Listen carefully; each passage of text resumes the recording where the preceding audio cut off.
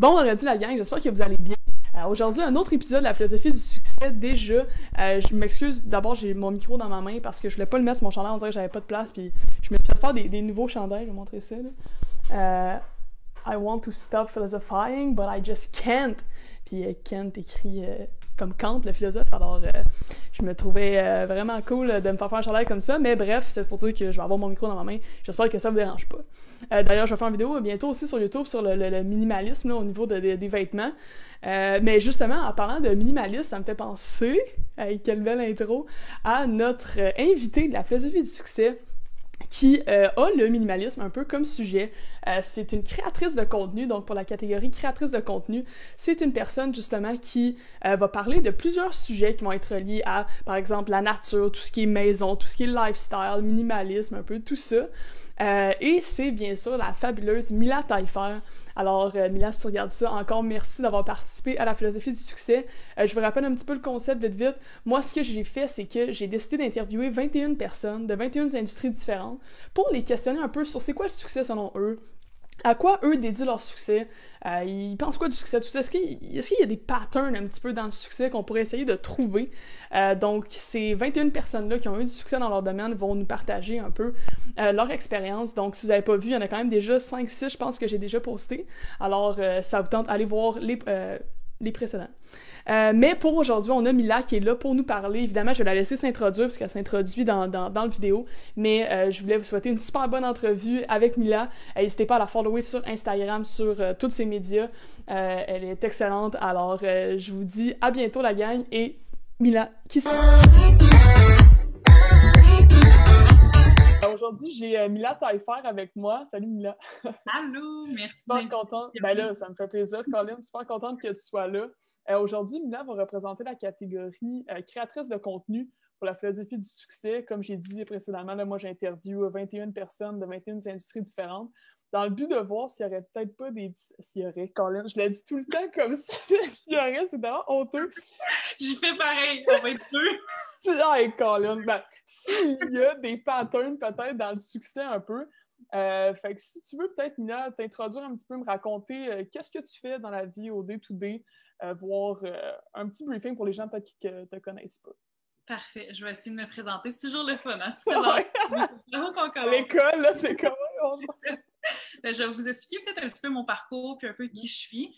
Donc, c'est ça, mon nom, c'est Mila. J'ai 23 ans.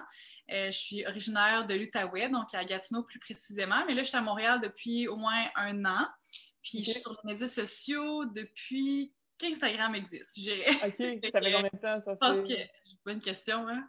Mais je pense que j'ai été plus active à partir... dès que j'ai terminé le secondaire, en fait. Fait que je pense que j'avais 17 ans, si je me trompe pas.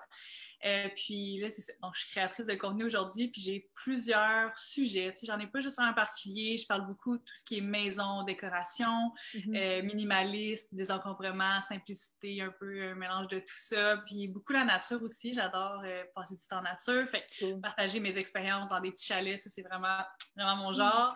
Puis je suis diabétique aussi, donc je partage beaucoup mes expériences sur le diabète. Les friperies aussi, c'est une grande partie de moi, tout ce qui est seconde main. Fait que je touche un petit peu à tout, mais ça tourne autour du style de vie, là, je dirais. Ouais, c'est pas mal ça mon sujet principal. Puis sinon, pour ce qui est de mes études, après secondaire, j'ai été en commercialisation de la mode pendant une session. Je pourrais tout vous expliquer. C'est quoi? C'était genre une technique ou? Dans le fond, c'était un collège à Montréal, au collège La Salle. Puis c'est défini, je pense, comme c'est une bonne question. Un DEP, genre?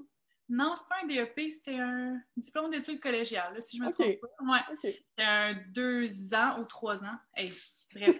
Tout pour dire On voit que tu l'as pas fini. Non, c'est ça, je l'ai pas fini. J'ai juste fait la première session pour voir assez vite que c'était vraiment l'aspect marketing qui m'intéressait, puis non nécessairement l'aspect mode. Genre, tu sais, j'étais dans mes cours de marketing, là, puis à chaque cours, on avait par exemple le chapitre 1 à lire, puis moi, je me rendais jusqu'au chapitre 6. Ça m'intéressait tellement, j'en mangeais du marketing, puis j'étais comme, OK, je pense que c'est vraiment ça ma branche, puis c'est pas la mode. Fait que, finalement, j'ai switché de programme, puis ça m'a amené en théâtre. OK, mon Dieu. Parce que dans le fond, je voulais recommencer un programme, mais c'était comme pas la saison d'automne, fait que je pouvais juste aller dans un programme qui était encore ouvert, mais que bref, fallait que j'attende 1 an avant de commencer mon nouveau programme. Fait que j'ai été faire du théâtre parce que j'aime beaucoup l'école, puis ça me tentait pas de prendre une année off. Donc, j'ai fait mon diplôme d'études collégiales en théâtre, puis j'en ai fait un deuxième en publicité et communication marketing à Ottawa, dans un collège francophone. Fait que mon parcours ressemble un petit peu à ça. J'ai touché à plusieurs trucs, mais j'ai adoré. Là, ça m'a appris beaucoup, beaucoup de choses. Puis, ça doit. Ouais. T'as-tu travaillé après un peu comme là-dedans ou plus ou moins? Plus ou moins, parce que en fait, je suis travailleur autonome depuis que j'ai 19 ans. Hey, c'est hot! Ouais, j'ai vraiment commencé genre au tout début, puis j'ai été très chanceuse. Je pourrais vous expliquer encore une fois plus en détail tantôt, mais j'ai eu beaucoup de chance d'être créatrice de contenu puis avoir des rémunérations qui faisaient en sorte que je pouvais réellement vivre de ça. Puis après mon collège, dans le fond, en publicité, communication, marketing, j'ai fait un stage à la compagnie Garage, la compagnie de vêtements, dans leur aspect marketing. Puis j'ai aimé ça, mais j'ai vu rapidement que c'était pas fait pour moi, le 8 à 5.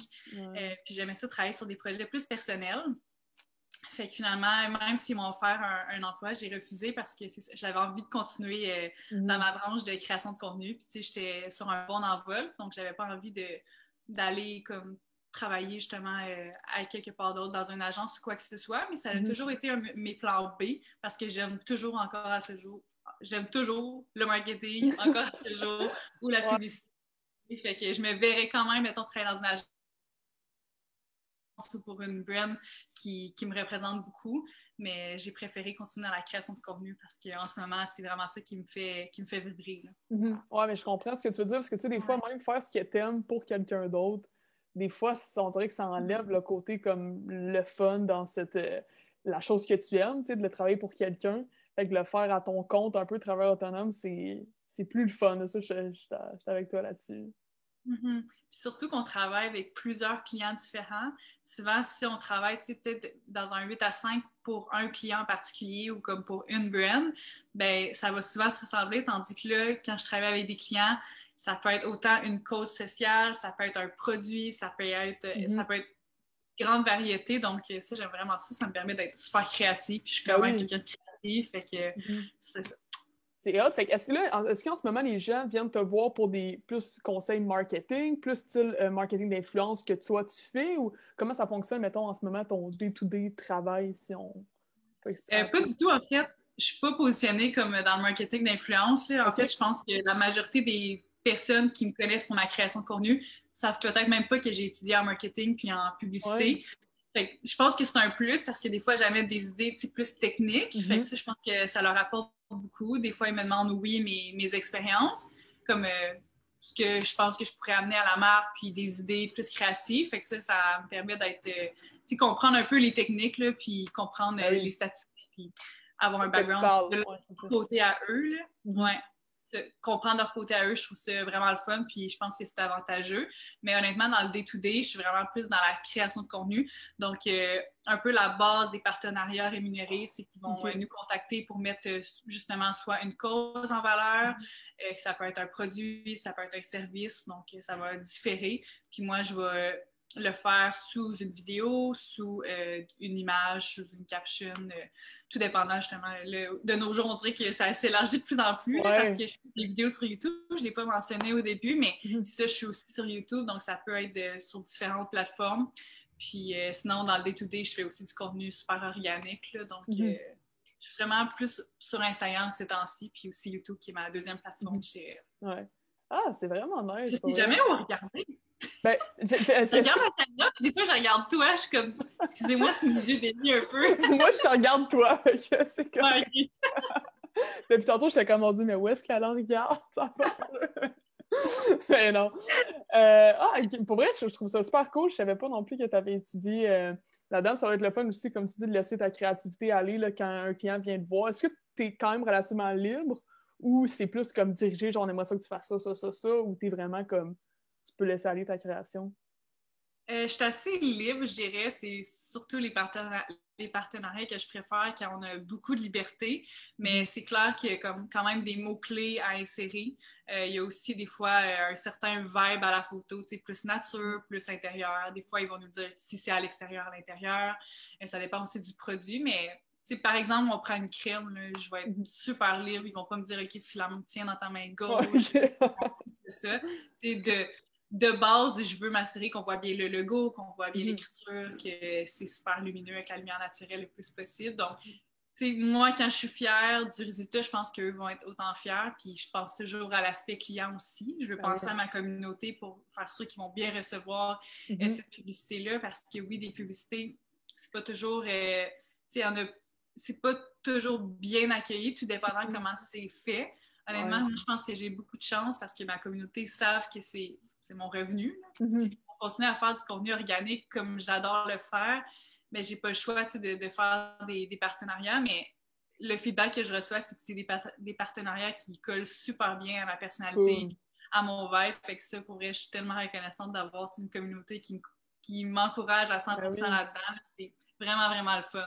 Oui, j'ai fait des petites erreurs, peut-être une ou deux fois. Pas des erreurs, mais comme des marques, peut-être que finalement, ça collait moins ou que je pensais que ça collait. Mais une fois que j'étais rendue à la création de contenu puis que j'ai vu que c'était beaucoup trop, genre, justement, pas de liberté, j'ai fait, finalement, ça me ressemblait pas, mais le contrat, il est déjà signé, fait que j'ai fait comme ça. Puis la prochaine fois, je le sais que finalement, de voir bien le contrat, bien le brief avant de le produire, c'est une bonne idée pour voir si ça va bien coller à nous. Tellement. Ah, c'est cool, pour moi, ça me donne une très bonne idée. Ben, ça donne une bonne idée aussi à tout le monde qui ne te connaissait pas, qu'est-ce que tu fais en tant que créatrice de contenu. Fait que c'est cool. Puis, tu sais, maintenant, on est là pour parler comme du succès. Peut-être que toi, tu pourrais m'expliquer c'est quoi le succès pour toi, peut-être ta vision du succès, ce serait quoi en général? Mais je pense qu'il y a le succès au travail. Tu sais, aujourd'hui, on parle peut-être un petit peu plus du travail, mais il y a aussi le succès dans la vie en général. Mais, mettons, moi, quelque chose qui me tient vraiment à cœur, c'est la liberté de mon temps. Fait que dès que je vais avoir un emploi que j'aime, qui va me permettre de travailler, oui, faire de l'argent, parce que ça reste qu'on est dans une vie où il faut faire de l'argent pour vivre, mais de pas nécessairement faire énormément d'argent, juste assez d'argent pour vivre, faire ce que j'aime, puis avoir la liberté de mon temps. Moi, c'est super important pour moi. Là. Dès que j'étais au primaire, là, je comprenais pas la logique de travailler toute une vie pour s'accorder genre des fins de semaine ou des plages ici et là pour faire tout le reste. Il y a tellement plus dans la vie que notre emploi. Puis bien que j'ai un job que j'adore puis que j'ai legit créé ma propre job, bien, je suis juste vraiment reconnaissante de l'avoir, mais c'est pas ça qui me définit à 100%. T'sais, on est beaucoup plus que notre emploi. Puis moi, je pense que le succès, c'est vraiment de justement faire quelque chose qu'on aime, qui nous rapporte des sous, mais juste assez pour vivre puis avoir la liberté de faire autre chose également. Là. Cool. C'est vrai. Même chose pour moi, honnêtement, dès que j'étais jeune aussi, pour moi, c'était important d'avoir de la liberté. On dirait que d'être pogné dans un cadre, là, ça m'a toujours comme pas fait filer bien. Là. Fait que de devoir fitter un peu dans le moule, tout ça, là, on dirait que ça me rejoignait moins. Fait que d'être libre, d'avoir le sentiment que, tu sais, hey, si un mercredi après-midi, je veux aller avoir un rendez-vous chez le dentiste, ben je peux, tu sais. Je suis pas obligée d'être tout le temps comme, la fin de semaine, tout ça, attendre à tout, comme tu dis, faire toutes ces choses-là en 2 jours. Des fois, c'est difficile. Mais tu sais, je pense que peut-être que toi et moi, on est des gens peut-être un peu différents. Je pense que le 9 à 5, c'est quelque chose qui colle à la majorité des gens parce que sinon, c'est pas ça la majorité des jobs. Là. Non, mais tu sais, la liberté du temps, je pense pas que ça va exclure les gens de 9 à 5 parce qu'il y a tellement de gens qui aiment leur job, là, qui font du 9 à 5. Oui, exact. Puis ça, c'est parfait. Tu sais, si vous allez au travail, vous avez des amis et des collègues avec qui vous appréciez, ben ça peut être le fun, puis ça fait partie de votre journée. Puis si c'est le fun, ben tant mieux. Tu sais, c'est ça l'important. Mais malheureusement, il y a beaucoup de gens qui, les dimanches soirs, là, sont comme j'ai pas entendu lundi au travail parce qu'ils n'aiment pas ça. Puis ça, je trouve ça malheureux. Tellement. Moi, ce que je dis souvent, c'est d'avoir au moins une discipline dans laquelle tu t'épanouis. T'sais, à la limite, si ta job, c'est juste c'est tel que tel, tu as besoin d'un certain revenu, ben tu fais ta job pendant la semaine, puis si tu as une autre passion, que ce soit, je sais pas moi, genre jouer au hockey avec tes chums le vendredi soir, peu importe, quelque chose dans lequel tu t'épanouis un peu, que tu aimes, tu fais de la construction un peu chez vous, de la réno, whatever, personnel, ben en autant qu'il y a quelque chose dans lequel tu t'épanouis puis que tu es juste bien, puis que ta vie, tu l'aimes, tu sais. La job, c'est pas obligé d'être ta passion première, tu sais, tant mieux si ça l'est, mais je pense que c'est pas nécessaire. Sinon, je pense qu'il y aurait beaucoup de personnes qui auraient de la misère, mettons. Ben, c'est un super bon point que tu apportes parce que, mettons, je pense à des exemples des gens qui sont proches de moi qui ont une passion tellement forte, puis je sais que ça pourrait être comme ça pourrait devenir leur job, je suis comme ah mais pourquoi tu fais pas, ça serait ta job, tu pourrais faire ça tous les jours, comme ça paraîtrait même pas que tu travaillerais, puis à un moment donné, un de mes amis me dit mais c'est ma passion, j'ai pas envie de la transformer en un emploi parce que je vais pas avoir le même plaisir de le faire, tu sais, je vais avoir des objectifs différents et il va falloir que j'atteigne des objectifs dans un délai, tu sais, dépendant c'est quoi la passion de la personne, mais tu sais, par exemple, un peintre ou quelqu'un qui adore l'escalade ou quelqu'un, ça peut être très varié, là, une passion, mais des fois, c'est ça, ces personnes-là veulent pas le transformer en emploi, mais je pense que c'est correct de même, en autant qu'il y ait un certain équilibre, que tu peux quand même avoir la liberté de faire des choses qui te font triper. Exactement. Tu as 100% raison pour vrai. Puis pour ce qui est, mettons, du succès lui-même, comme je te dis, la question que j'aime bien poser, c'est à quoi tu dédierais ton succès à un mot? Ben, si tu pouvais dédier ton succès à un mot, ce serait lequel? Je sais que des fois, souvent, les gens ont comme, ils ont plein de mots un peu en tête. Puis je suis d'accord que tu n'es pas obligé de dédier toujours ton succès à un mot. Mais si, mettons, pour toi, il y avait un mot qui était comme super important auquel tu dédierais ton succès, ce serait lequel? Ben, c'est une super bonne question, mais honnêtement, je pense que j'ai juste un mot qui revient souvent dans mes discussions quand que j'apporte un peu qu'est-ce que je fais dans la vie, comment je me suis rendue là, puis tout. C'est le mot timing. J'ai été tellement comme à bonne place au bon moment. Ça a commencé avec mes vidéos sur YouTube, si je peux donner une petite histoire avec le mot timing. Ben oui. C'est quand je suis sortie du secondaire, au secondaire, j'écoutais beaucoup de vidéos sur YouTube, ça me donnait envie d'en faire. J'avais déjà des idées de ce que moi j'aimerais parler parce que j'en trouvais pas nécessairement sur la plateforme. Puis ça m'a donné envie de le faire tout de suite après, en sortant du secondaire. Au secondaire, j'étais comme un petit peu moins à l'aise parce qu'il y a énormément de jugements au secondaire avec les autres.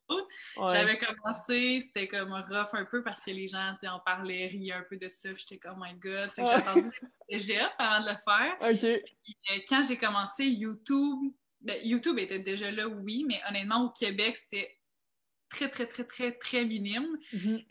Puis quand j'ai commencé, ça allait vraiment monter en flèche parce que je faisais des vidéos justement qu'il n'y avait pas sur la plateforme. Puis je faisais des vidéos qui sortaient un peu comme du cadre de YouTube. YouTube, c'était plus comme beauté, mode. Puis là, j'y allais vraiment all-in dans comme les friperies. Oui, je prenais des inspirations des autres, mais j'osais aborder des sujets que j'aurais peut-être pu être jugée parce que dans le temps, là, c'était pas trendy pas toutes les friperies puis le seconde main, là, c'était vraiment un thing.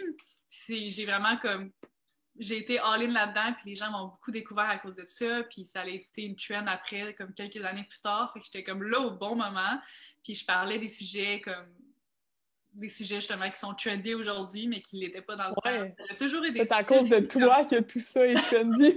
C'est à cause de moi que les friperies sont en mode. Non, mais si vous allez voir ma chaîne YouTube, je pense que ça fait 5 ans là, que j'ai ma chaîne, ben, vous allez voir dans mes premières vidéos, puis quand je montre genre mes outfits, c'est tout le temps comme ça c'est un coton que j'ai acheté à la friperie, c'était 3$. Fait que non, c'est ça. Je pense que quand il y a quelque chose qui me passionne, même si c'est pas trendy, ben j'ose en parler, puis ça fait en sorte que ben, il y a des gens qui se rejoignent à nous, tu sais, veux pas, là, je suis pas toute seule. Si j'aime ça, je me dis que je suis pas la seule qui aime ça. T'as bien raison. Puis le t'as commencé sur Instagram après, dans le fond? Ou en même temps, genre? Ben, j'ai la misère, moi, avec mes timings et mes dates, là, mais je pense que c'est un petit peu en même temps, là. J'étais plus active sur YouTube que sur Instagram dans le temps. Puis Instagram, ça a été un super bon complément là, des deux. Ben oui. Puis aujourd'hui, je dirais que je suis plus active sur Instagram, moins sur YouTube. Mais quand même, je poste quand même à tous les mois sur YouTube, mais moins assidûment, une fois par semaine. Ouais. Mais le timing, ça m'a beaucoup aidé d'être comme là avant que tout commence parce que je me dis que si je commençais aujourd'hui, je pense que j'aurais un petit peu plus de difficulté à faire ma place parce que les sujets qui me passionnent, il y a déjà des gens qui sont comme un peu experts là-dedans. Je pense quand même qu'il y a de la place pour tout le monde sur YouTube parce qu'on a toute notre propre personnalité puis c'est ça aussi qui fait en sorte que les gens nous écoutent. Mais je pense que ce serait plus difficile de percer en essayant d'amener la trend des friperies parce que c'est déjà là, en amenant la trend de la simplicité parce que là, c'est rendu une trend. C'est être à la bonne place au bon moment puis d'oser aussi. Mais en même temps, c'est ça, tu dis oser, puis c'est vrai, parce que si tout le monde le faisait dans le temps, là, c'est peut-être normal que tu aies l'idée de le faire, mais tu as quand même initié un peu tout ça. Il fallait du guts un peu, tu sais. Est-ce que... Comment tu as commencé de dire, genre, OK, je me lance, puis à la limite, je veux en faire un métier, tu sais, y a-tu un moment? Est-ce que ça a été comme décisif comme ça? Que j'en fasse un métier? Ouais, mais que tu dises comme, là, je fais ça comme au sérieux un peu. Je pense qu'au début, tu t'amusais Ouais. un peu là-dedans aussi. Ah, j'ai jamais pensé à c'était quand le déclic. J'aimerais une date, s'il te plaît. Ouais, c'est ça, le 6 août. Je ferais le saut. À quel moment je me suis dit, OK, j'y vais vraiment all-in? Ben, c'est ça, dans les premières années, j'étais quand même active, bien que c'était quelque chose que je faisais pour le fun, je prenais quand même ça au sérieux. Okay. Ouais, je pense que je prenais quand même ça au sérieux, puis à un moment donné, il y avait une agence, les agences de YouTubeurs commençaient, puis il y avait une agence qui m'avait contactée, puis je pense que j'ai fait « Oh, OK! » C'est toujours la première fois que quelqu'un te contactait? Ouais, c'est ça, parce que comme les agences qui existent en ce moment, mettons, là, il y a Made In, il y avait le Slingshot qui est fermé, puis moi, dans le temps, c'était Goji, donc c'était avec Québécois, puis c'était la première agence, si je me trompe pas, puis j'étais comme, oh my god, je savais même pas que ça existait, puis ils m'expliquaient un peu le concept, puis là, j'ai réalisé à quel point que si j'étais dans cette agence-là, puis qu'eux me représentaient en quelque sorte, je pouvais amener ça un peu à un next level, puis ben oui. je commençais à avoir des rémunérations plus sérieuses, puis tout. Puis je me suis lancée là-dedans, puis j'ai vraiment vu rapidement que justement, ça a une certaine valeur d'être sur le web, d'avoir, tu sais, d'être un... C'est pas un panneau publicitaire, là, ouais. parce que, tu sais, il y a des gens qui font des panneaux publicitaires, mais c'est pas un panneau publicitaire, c'est juste un autre média. Ouais. On a la télévision, la radio, on a les magazines. Mais là, on est les influenceurs ou les créateurs de contenu, on était rendus assez intéressants pour les marques. Fait que j'ai vu que ça pouvait devenir un emploi. Oui. Mais encore là, j'y allais vraiment, tu sais, mollo pour apprendre, voir si j'allais encore aimer ça pendant plusieurs années, YouTube et tout. Mais honnêtement, ma créativité faisait juste augmenter. Puis j'ai dit, wow, tu sais, je suis tellement bien là-dedans, voir que ça pourrait devenir un métier. Fait que je sais pas si c'est vraiment ça l'élément déclencheur qui me fait comme, OK, je vais all-in comme pour un métier. Je pense que ça s'est fait juste vraiment naturellement. J'ai vu que je pouvais avoir des petites rémunérations ici et là. Puis à la base, je suis quelqu'un de tellement économe. Fait que j'ai comme besoin je dépense pas beaucoup. Fait que j'ai pas besoin d'énormément d'argent. Fait que comme quand j'ai vu que je me faisais un coussin avec cette passion-là, j'étais comme, wow, genre c'est cool. Ben oui, certain. C'est le rêve quasiment d'un peu tout le monde, je veux dire, de vivre de sa passion, d'être capable d'en faire un métier. Puis je comprends ce que tu veux dire aussi. Là, je pense que le web en ce moment, YouTube, Instagram, tout ça, c'est devenu un peu le divertissement d'aujourd'hui. Avant, c'était la télé, les séries télé, tout ça. C'est encore présent, évidemment, mais maintenant, les gens s'attachent à un individu. Puis ils vont vouloir le suivre dans son quotidien, dans son day-to-day et tout. C'est ça le divertissement d'aujourd'hui, tu sais. Ouais. On n'est pas obligé de le comprendre exactement pourquoi c'est comme ça, mais tu sais, le web, tous les médias évoluent en même temps que nous autres. Puis je pense que les gens, on aime plus le côté personnalisé, personnel, on aime s'attacher à... Ouais, c'est ça. Que c'est pas, tu sais, t'es pas une actrice avec un faux nom, mettons. C'est vraiment toi, tu sais, qui est toi-même, qui incarne ton propre personnage, ta propre personnalité, identité, qui a des défauts et des qualités comme tout le monde. Je pense que c'est à ça que les gens s'attachent aussi sur le web. Tu as amplement raison. T'sais, même moi, du côté, j'ai été spectatrice pendant longtemps, puis je le suis encore. J'adore écouter encore des vidéos sur YouTube. Je suis des personnes sur Instagram, évidemment, puis tout, mais c'est vraiment de s'attacher à la personne, puis être capable de trouver des personnes qui sont un peu comme nous, de se voir en eux, puis de voir qu'ils ont une vie normale. Oui, des fois, on peut exagérer notre vie dans les médias sociaux, mais ça reste que l'essence de qui on est va toujours rester. Puis par exemple, tantôt je disais que j'étais diabétique, je vivais avec le diabète, mais les médias sociaux, ça m'a beaucoup aidé à trouver une communauté. Là, il y a une communauté de ça sur YouTube, sur Instagram. Tu peux bien les retrouver avec les hashtags et tout. Fait de se sentir moins seul aussi dans certaines situations. Je trouve que les médias sociaux, pour ça, c'est numéro 1. Ou juste trouver des gens qui ont la même passion que toi, le même humour. C'est tellement grand, les médias sociaux. Oui, ça a ses mauvais côtés pour certaines choses, mais ça a tellement ses bons côtés également. Puis, il ne faut pas les oublier. Là. Vraiment. Puis là, tu m'as parlé du timing lui-même, tu sais. Je comprends ce que tu veux dire, tu sais, comme quand tu as commencé dans les débuts, tu sais, je parlais avec Cindy aussi, qui elle aussi a commencé dans les débuts. C'est sûr que quand c'est plus ou moins connu, ben là, il y a comme un manque, si je peux dire, dans le marché, puis là, il y a des gens qui, justement, osent un peu, puis qui viennent combler ce manque-là, donc ces personnes-là grandissent de façon assez rapide. Mais quand même, il ne faut pas t'enlever tout le mérite là-dedans. Outre le timing, est-ce que tu as utilisé certaines techniques? Est-ce que tu te voyais, là, la visualisation, whatever, peu importe, des techniques pour toi-même être travailleur autonome, tu sais, puis vraiment, genre, créer ta vie de A à Z? As-tu utilisé des techniques comme ça de ce type-là? La visualisation à 110%. Là. Ouais. Je pense que depuis que je suis jeune, je me visualisais déjà dans ce genre d'emploi-là. J'étais au secondaire, puis là, tu sais, les gens, qu'est-ce que tu veux faire dans la vie? Je ne savais jamais vraiment. Créatrice de contenu. Aussi. Alors, je voulais faire quelque chose dans les médias. Mais pas nécessairement de la télévision parce que j'étais trop gênée. Fait que je pensais aux magazines, je trouvais ça intéressant qu'il y avait plusieurs sujets. Puis à chaque fois qu'on tournait des pages, c'était des sujets différents. Fait que ça, j'aimais comme la rédaction peut-être de tout ça, mais j'allais voir une conseillère d'orientation, j'étais comme il n'y a aucun job sur le marché qui m'intéressait. Comme, attends. Là, je faisais des tests, puis justement, ça revenait toujours à la communication, le marketing. Fait que j'étais comme, OK, I guess ça va être là-dedans. Mais la job de rêve que je m'imaginais, là, que je disais à la personne, comment on appelle ça? Hein? C'est l'orientateur. Ben moi, j'ai un API en tête. Oh, c'est ça. Ouais. Qu'est-ce que je lui disais? C'était comme cette job-là, genre, mais comme ça n'existait pas dans le temps. Là.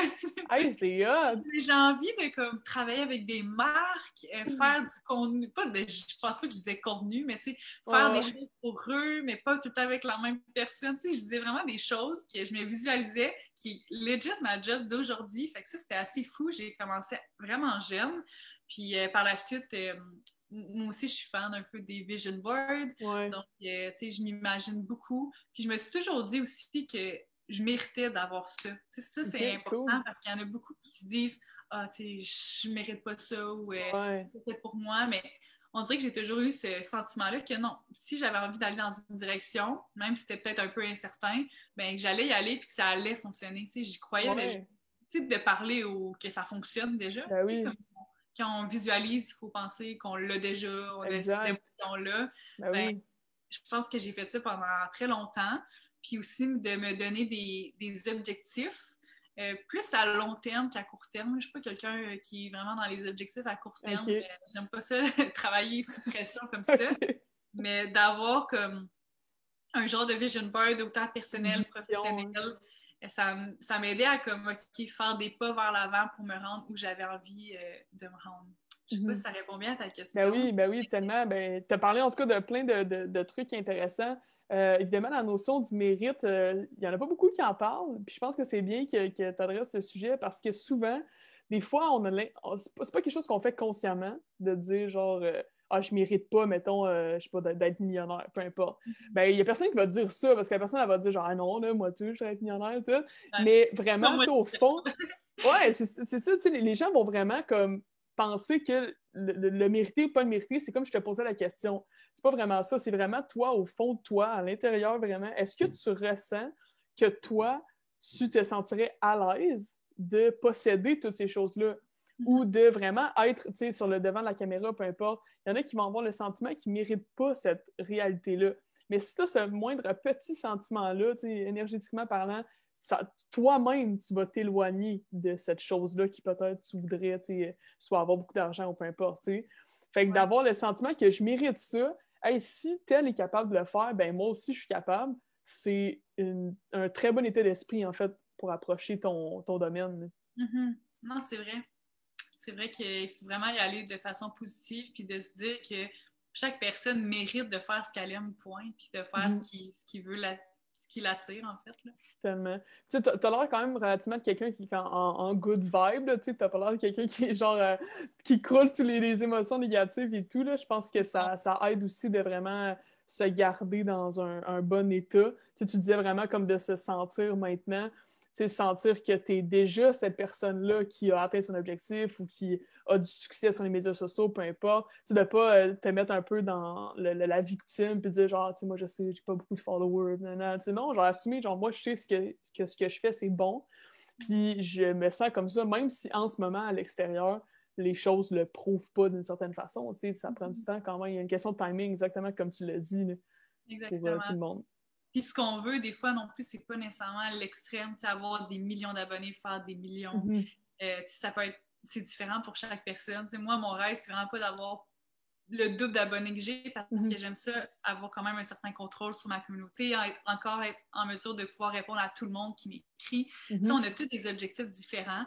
Puis je pense qu'on a toute cette vision-là différente aussi. Mais tu sais, tu disais que j'ai l'air de quelqu'un qui est quand même positive et tout, mais je vais t'avouer qu'il y a certaines choses quand même qui sont peut-être des objectifs qui déclinent un peu de la création de contenu que j'ai envie de faire, peut-être d'autres projets, mais que ça, on dirait que j'ai comme plus de la difficulté vu que c'est pas 100% mon domaine. Des fois, il y a des choses que je veux faire qui vont comme avoir un certain lien avec la création de contenu, puis je suis comme moi, en fait, là, mon défaut... Mais pas c'est un défaut, bref. Quand il y a trop d'étapes à un projet, je suis juste comme... Mais par où commencer? Ouais. Je connais pas les étapes. Mettons qu'on parle d'une construction d'une maison. Je m'y connais pas. Là-dedans. Genre, j'adore tout ce qui est aspect maison et tout, mais je sais même pas c'est quoi la première étape. Je sais même pas, je comprends rien. Fait que là, de savoir que je comprends rien, c'est quand même difficile d'aller chercher ces connaissances-là. Tu sais, c'est pas un livre qui va te dire absolument tout d'une construction de maison. Ben, ça, c'est des choses qui me font en sorte que je ne vais pas toujours vers l'avant dans des choses que j'aurais envie d'accomplir, mais c'est quelque chose que je travaille continuellement dessus. Tu sais, je me dis, les autres sont capables, je suis capable, c'est juste que je dois y aller une étape à la fois. Tellement. Tu sais, il faut, là, je veux dire, je pense que le meilleur truc dans une situation comme ça, c'est d'accepter que, je veux dire, on n'est pas bon dans tout, là. Puis c'est parfait. Tu sais, si moi, demain matin, je veux m'intéresser à l'investissement immobilier, whatever, j'ai aucune idée, je connais zéro là-dedans, mais je veux dire, je vais pas avancer là-dedans puis prétendre que, non, ça, je sais c'est quoi, puis tout. Genre, non, apprends-moi, tu sais. Je vais justement aller voir des trucs sur YouTube, je vais m'acheter un livre, je vais commencer, tu sais. C'est ça qui est beau, c'est qu'en tant qu'être humain, je veux dire, on peut apprendre tout le temps n'importe quoi. C'est ça qui est hot.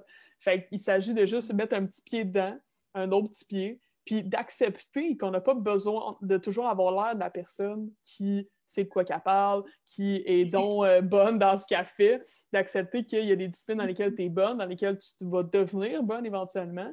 Fait que d'approcher la vie comme ça, c'est ça qui est nice parce que tu t'intéresses à plein de nouvelles choses. Tu t'intéresses, tu sais, moi je commence à jouer genre du ukulélé. Genre j'ai commencé à jouer ça pour le fun, puis j'ai jamais fait ça, tu comprends? Je suis poche, puis je me pratique, je m'amuse, mais un jour je vais devenir bonne, tu sais. Parce que je m'y intéresse, puis tout, je vais juste me développer un autre angle complètement que ce que je fais d'habitude. Mais c'est ça qui est beau, je pense, c'est que tu grandis tout le temps. C'est ça. Puis, tu sais, l'information est tellement accessible de nos jours. Là. On veut apprendre quelque chose, ben, on a juste à demander à un proche, demander à Google, lire un livre. Il y a tellement de ressources disponibles. Puis, des fois, j'ai l'impression qu'on en a tellement qu'on ne sait pas par où commencer parce que c'est tellement accessible. Là, tu vas en apprendre sur n'importe quel sujet. Tu as juste à le faire. Là. Tu consacres ta journée à le faire. Puis, comparativement à avant, que c'était pas ça du tout, là. Il fallait fouiller dans les bibliothèques. Je comprends pas comment je faisais. À la portée de nos doigts, là. Tellement. Puis, tu as parlé aussi du vision board. Est-ce que pour toi, ça a toujours été quand même relativement facile d'avoir une vision du futur préférable pour toi? Ou il y a eu des moments où tu te voyais peut-être comme pas trop qu'est-ce que je fais, où est-ce que je m'en vais? Ou ça a toujours été clair, peut-être, cette vision-là? Ben, dans le fond, quand je fais mon vision board, j'y vais pour l'année suivante. Fait que je visualise vraiment, exemple, année 2021. Par contre, j'ai toujours eu une idée dans le futur à quoi mon mode de vie pourrait ressembler. J'ai une idée, je me visualise un peu comme dans mon emploi, avoir du temps à moi, du temps en nature. Je veux habiter, moi, dans la grande nature, avoir une forêt en arrière de chez moi. Fait que je visualise un peu ma maison, puisque je sais que c'est quelque chose où je vais être quand même souvent si je travaille de la maison. Je m'imagine ça avec mes proches. Fait que j'ai comme des visualisations, rien de super, super précis, mais toujours dans la direction de comme encore une fois, la liberté du temps, là, ça revient tout le temps, genre chez moi, puis de vivre le plus simplement possible, minimalement un peu. Fait que je dirais que... C'était quoi la question déjà? Je m'en rappelle plus moi-même. Qu'est-ce que tu demandais justement? Non, mais c'est ça, peut-être la vision, bon, c'est toujours eu cette vision-là. Claire, ben, ce que je comprends peut-être, c'est peut-être même un état d'âme, un état d'esprit, peut-être que c'est ça. que tu vois, puis après ça, quand tu décris peut-être cet état d'âme-là, ben là, tu te vois peut-être dans la nature. La nature, c'est super haut en niveau d'énergie, ça me fait tout filer... la plupart des gens, ça me fait filer bien et tout. Ah ouais. Pas tout le monde qui veut faire le move d'aller habiter en nature plus, mais ça reste que je pense que c'est quelque chose peut-être que tu vois dans tes visualisations et tout, sans avoir genre, OK, je veux tant de contrats, mettons, pour le prochain mois, tout ça. C'est plus dans l'état d'esprit, comme quand tu as dit ce mot-là, ça m'a genre allumé une cloche. C'est exactement ça. J'y vais plus dans l'état d'esprit que dans le chiffré ou comme des objectifs ultra précis, quantitatifs ou qualitatifs. OK. Ah, c'est très cool. Bon, écoute, tu en as dit pas mal quand même, là, ça me donne beaucoup de trucs. Pour ce qui est de la... t'as parlé du minimalisme un petit peu rapidement. Voudrais-tu te donner un petit mot par rapport à ça? Je sais pas comment tu te positionnes là-dedans. Je sais que c'est quand même quelque chose qui est un petit peu trendy. Moi-même, j'essaie de faire du mieux que je peux. On s'entend que c'est pas toujours super simple. J'aime bien la technique de Marie Kondo, là, qui est de prendre un objet et de se demander si cet objet-là nous apporte de la valeur. Fait que si tu veux dire peut-être un petit mot là-dessus, comment toi tu l'utilises dans ta vie? Ben, de se poser la question justement si ce qu'on possède nous apporte un plus-value, une valeur ou un sentiment, ça c'est vraiment un excellent début. Moi, le minimaliste, dans le fond, je le vois, je suis vraiment pas dans les extrêmes. Fait que je me considère pas minimaliste. Je pense que tout le monde est minimaliste en son genre. Ça dépend d'où tu pars. Si tu pars avec un mode de vie qui est extrêmement autour des objets, mais c'est sûr que ton minimaliste à toi va être d'une certaine façon, tandis que si tu pars avec presque rien, tout le monde a un peu sa définition. Mais moi, je pense que juste vivre avec moins, posséder moins, ça m'amène plus de temps, plus de joie, plus de liberté. Par exemple, si on compare ça avec une maison, si la maison est remplie d'objets, tu as besoin de plus de meubles pour la ranger. Ranger ces objets-là. Tu as besoin de plus de temps pour faire le ménage de ta grande maison. C'est tout le temps comme plus d'objets, plus de temps. Puis moi, comme je dis depuis tantôt, ma liberté de temps est super importante. Fait de juste posséder moins, posséder l'essentiel, ça me fait vibrer. Puis je pense que j'ai commencé à le découvert cette passion-là quand je passais plus de temps en nature. Souvent, quand on va en camping ou qu'on va dans un chalet, on amène le strict minimum avec nous. Puis, tu pars de la fin de semaine, t'es comme wow, à quel point que j'ai eu du plaisir, que j'ai juste décroché, puis que j'avais presque rien avec moi. Tu sais, j'avais un livre, j'avais la nature, j'avais mes raquettes, bref. Tu sais, tu t'amuses un peu avec rien, puis de savoir après que tu retournes à la maison, on dirait que tu as tout le temps un petit stress. Là, tu sais, tu pars du chalet, tu retournes chez vous, puis t'es comme oh, j'ai pas tant envie. Tu sais, la routine recommence. Là, t'arrives chez toi, puis t'es comme oh my god, il y a tellement de choses autour de moi qui m'encombrent la vision, mais aussi juste comme l'esprit. Quand je fais du désencombrement, j'essaie d'en faire vraiment à toutes les saisons, mais là, plus que j'avance dans mon processus de minimalisme, moins il y en a à faire. Moins j'ai des désencombrements à faire, c'est sûr. Fait que tout ce qui rentre dans la maison, j'essaie de faire la règle du plus 1, moins 1. Donc, dès que je rentre quelque chose, que ce soit un vêtement, un livre, j'essaie d'en enlever un. Pour garder tout le temps un certain équilibre, parce que c'est sûr que si on fait un gros ménage, mais qu'après, on peut juste continuer à avancer, comme à ajouter des trucs sans en enlever, mais on va tout le temps revenir un peu à la case départ. Fait que c'est vraiment un processus qui se fait sur plusieurs mois, plusieurs années, une vie entière. C'est un travail assez grand, mais c'est de toujours voir, se mettre ses limites, puis ça peut être dans différentes catégories aussi. C'est pas obligé d'être all-in dans toute ta vie, ça peut être sur plusieurs aspects. Fait que, c'est vraiment comme ça que je vois les choses. Cool. Posséder moins, ça me fait juste, je me sens juste plus légère, plus libre. Ouais, c'est vraiment cool. C'est un bon truc, je pense qu'on devrait se donner. Moi aussi, j'ai fait ça avec, moi, j'ai fait avec les vêtements. Ça s'appelle le challenge 333, je sais pas si tu connais. Là. Ouais, ça, je l'ai fait. Mais c'est parce que c'est fou à quel point on a du linge qu'on met jamais, ça n'a même pas de bon sens. Puis pour ceux qui nous écoutent, là, ça consiste à, pour 3 mois, tu sélectionnes 33 items de vêtements, mais ça compte aussi les accessoires, tu sais, fait que, mettons, montres, bijoux, bottes, tu sais, manteaux, tout ça. Fait que tu dois te restreindre à 33 items que tu vas mettre ces 33-là pendant les 3 prochains mois. Fait que ça aide un peu à vraiment, justement, désencombrer toute ta garde-robe. Tu laisses vraiment, c'est tout ce que tu vas utiliser à portée de vue, puis le reste, tu peux le mettre dans un sac, peu importe. Mais ça aide énormément, justement, à la légèreté, tu sais, d'esprit aussi, de te lever le matin et de pas, comme, struggle à, genre, chercher tout ce que tu vas mettre, là. Fait que ça aide énormément, je trouve. Puis si je peux donner un truc, là, moi, quelque chose qui m'a vraiment comme aidé, c'est de regarder des vidéos sur YouTube de quelqu'un qui le fait. C'est tellement satisfaisant d'aller vouloir faire le ménage. Ah, c'est vrai. Tout, il y a aussi des documentaires, tu parlais de Marie Kondo tantôt. Bref, j'ai des vidéos sur ma chaîne YouTube là, aussi, sur mon... un peu quand j'ai commencé. Fait qu'on voit l'évolution. Fait que c'est quand même nice si vous voulez aller voir. Mais sinon, aussi un truc concret pour commencer, c'est vraiment d'y aller avec une section pour toi qui est plus facile. Avant de commencer avec quelque chose qui est super difficile, si tu es un collectionneur de livres, tu adores les livres, mais peut-être commencer par les vêtements, tu sais, tu vas vraiment par... tu sais, moi, je repousse tout le temps les souliers, là, parce que j'ai tellement de souliers. Vu que je porte la même grandeur depuis toujours, on dirait que j'accumule tout le temps. Tu veux pas les jeter parce que t'es comme... ou les vendre, t'es comme, je vais pas m'en débarrasser, mais en même temps, tu les mets une fois par année, tu sais. Ça se vend pas super bien, tu sais, il y a des gens qui sont un peu dédaigneux, là, mettons. Ouais, c'est vrai, les souliers, là. Bref. Fait que, ouais, voilà, je pense que c'est un bon truc, ça. Ouais, c'est le fun. Mais j'aime ça le minimalisme aussi. C'est pour ça que je voulais t'en parler un petit peu. C'est quand même le fun. Puis je pense que ça peut aider, comme tu dis, beaucoup de personnes à justement se sentir plus léger, juste se sentir mieux, tu sais, même dans que ce soit la cuisine, ta chambre, peu importe, le salon. Puis comme tu dis, même si t'en fais 20%, ça sera déjà 20% mieux, tu sais, de diminuer. Fait que c'est cool. Tu commences un petit peu, puis tu vois tout de suite comment tu te sens. Si tu te sens bien, tu vas juste avoir envie d'en faire plus. Tellement. Est-ce que, en terminant un peu, est-ce qu'il y a un moment où est-ce que tu as comme eu, je sais pas, envie peut-être d'abandonner, un peu de dire genre, hey, comme, je suis un peu, je sais pas trop, je sais pas si je veux faire ça, on dirait que c'est trop compliqué, peu importe, qu'est-ce qui aurait pu on dirait te donner envie d'abandonner ce métier-là, puis si oui, ben, qu'est-ce que tu as fait pour te dépasser cette peur-là? Ouais.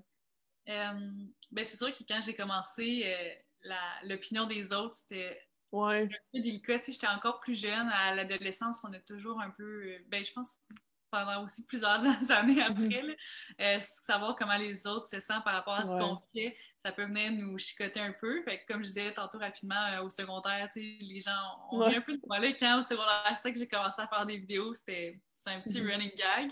Mais j'avais arrêté pendant, je pense, 2 mois, puis après, je suis mais ouais, c'est comme trop. Quand même, c'est ça. Fait que ça a été comme un frein au début, là, que c'était pas encore un certain job, mais qui aurait pu carrément me freiner. Il y en a beaucoup qui commencent sur YouTube et qui viennent me témoigner qu'ils ont arrêté parce que telle ou telle personne ont ri d'eux. Parce que, tu sais, aujourd'hui, les gens de mon secondaire, ben, ils voient ce que je fais, puis ils voient où je suis rendue, tu sais, puis finalement, c'était pas juste, je faisais pas juste pour le fun, c'était réellement une passion, tu sais, j'aimais vraiment ça, partager ce que j'aimais. Fait que c'est sûr que l'opinion des autres, ça peut être un frein pour plusieurs, mais je dirais que, mettons, aujourd'hui, plus actuellement... Puis, rapidement, sans vouloir te couper, est-ce que tu dirais quoi comme solution, mettons, que ça nous arrête l'opinion des autres? Ah, bonne question.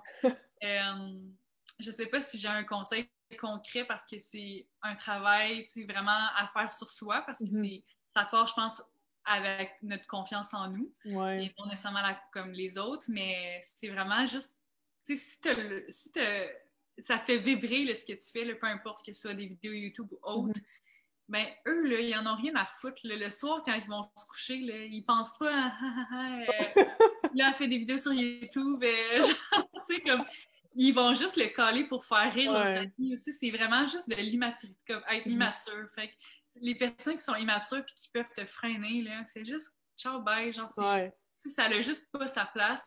J'ai pas vraiment de conseils concrets parce que ça part vraiment de la confiance en soi, mais c'est juste de le faire pour vous. Là. Regardez, la vie est tellement courte, motivez pas de faire quoi que ce soit. Là. Fait que je pense que c'est ça que je dirais. Mais pour revenir à plus actuellement, c'est sûr que la comparaison, ça prend beaucoup de place, surtout dans les médias sociaux, parmi les créateurs de contenu. Mais ce que j'essaie toujours de me rappeler, c'est que si je me compare à une personne, tu sais, mettons qu'on regarde des stories, là, pour n'importe qui, on va se comparer à la journée de plusieurs personnes, mais n'oubliez pas justement que c'est plusieurs personnes, tu sais. Tout ce que ces personnes-là font en une journée, c'est pas ce que toi, tu es censé faire dans une journée. Tu te compares à plusieurs personnes, c'est tellement rendu accessible, la comparaison. Avant, dans le temps, là, on se comparait juste comme à nos collègues de travail, à nos proches, parce que c'est ça qui nous entourait. Mais aujourd'hui, on se compare à tout le monde sur toute la planète. Fait que d'oublier que faut pas faire trop de comparaisons parce que on peut pas comparer des pommes avec des oranges. Puis, vous comprenez l'expression, c'est juste pas réel. C'est sûr que ça a déjà eu un certain frein en moi de dire oh mon Dieu, j'en fais-tu assez? Est-ce que genre, de me questionner par rapport à ma place sur les médias sociaux. Mais j'ai jamais vraiment eu quelque chose de super fort qui a fait en sorte que ça me freinait. J'ai déjà eu une pensée de OK, est-ce que c'est vraiment la job qui est faite pour moi? Parce que je suis une personne qui aime ça aussi vivre hors de mon cellulaire. Fait que de savoir que la job se passe comme au bout de ma main, ça a été un gros questionnement. Puis encore à ce jour, je veux-tu comme dédier ma job à quelque chose qui est sur les médias sociaux? Je trouve ça tellement cool, les gens qui ont un job, qui sont pas sur un ordinateur, qui sont vraiment dans le contact humain. Je trouve ça extrêmement intéressant. Mais en même temps, j'adore ce que je fais, ce qui apporte aussi un côté humain. Quand je parle de diabète à des gens qui viennent d'être diabétiques, on a tout un certain contact super fort ou juste trouver des gens qui ont la même passion que moi. Ça reste qu'il y a un côté humain qui fait en sorte que je reste quand même sur les médias sociaux, même si c'est une question qui peut revenir souvent, que je me pose, ça vaut-il la peine de mettre toute ma vie sur les médias sociaux pour continuer ma passion / job? Mais la réponse revient souvent oui, ça vaut la peine. Ben, c'est ça, c'est cool. Puis, tu sais, peut-être qu'éventuellement, tu voudras, je sais pas moi, faire des choses one-on-one ou genre, tu sais, en petit groupe, whatever. Je sais pas, tu sais, il y a plus sûr que c'est le COVID, là. Mais je veux dire, il va y avoir plein d'opportunités aussi. Tu sais, tu peux mettre une intention comme ça de dire, genre, hey, comme j'aimerais ça me diversifier, garder le même domaine, mais peut-être plus, moins sur le téléphone, mettons. Parce que je comprends ce que tu veux dire. Des fois, c'est un peu tannant de sentir qu'on dépend un peu de ça pour partager un message, tu sais.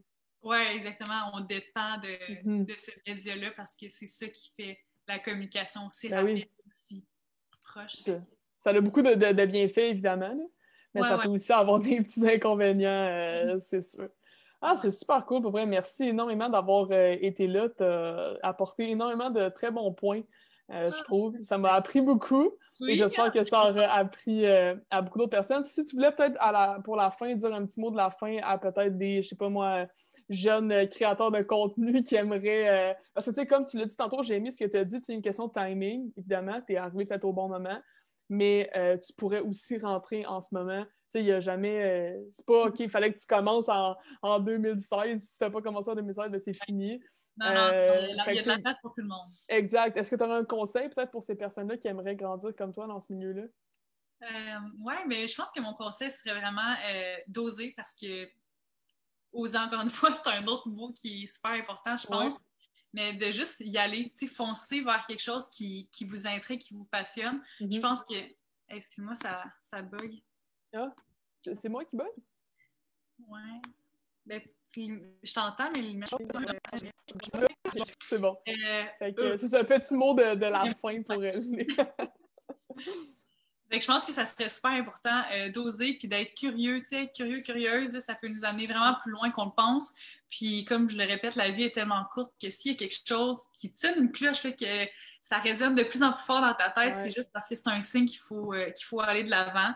Puis sinon, un autre conseil plus peut-être général, là, toujours dans l'aspect de la curiosité, c'est de vraiment de penser à vous, qui vous êtes, avant que la société vous dit qui vous devriez être. Je sais pas si c'est quand même clair, mais on va en dire, des fois, quand on est sur les médias sociaux, on a tendance à vouloir se coller à des personnalités ou se coller à des vibes, à des styles, mais hors médias sociaux, genre, posez-vous la question qui vous êtes réellement, puis avec ça, vous allez être capable de dire, OK, ben moi, je suis vraiment cette personne-là hors des médias sociaux, sans que la société dise que je suis telle personne, puis vraiment de foncer en étant cette personne-là, parce qu'il y a énormément de gens sur les médias sociaux, mais si on est tous différents, on est nous à notre manière, ben c'est cette personne-là qui manque sur les médias sociaux.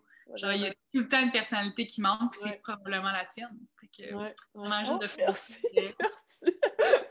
Vraiment juste de foncer, tu sais, c'est sûr que tu fais quelque chose si tu restes toi-même. Fait que c'est être authentique un peu, comme tu dis. Ouais, tellement.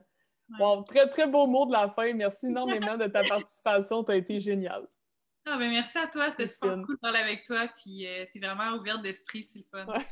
Malheureusement, l'entrevue avec Mila est déjà terminée. Merci énormément pour ta participation. Je pense que tu as apporté beaucoup là-dedans. Tu nous as apporté une perspective différente. Alors, j'ai adoré parler avec toi, évidemment. Au plaisir que nos chemins se recroisent éventuellement. Alors, pour nous autres, la philosophie du succès, il va y avoir une prochaine vidéo vendredi prochain qui va être postée sur une autre personne qui va nous partager sa philosophie du succès à elle. Alors, après tout ça, je vous dis merci de votre attention. N'hésitez pas à subscribe, liker, ça fait toujours plaisir. Alors, merci pour tout et namaste.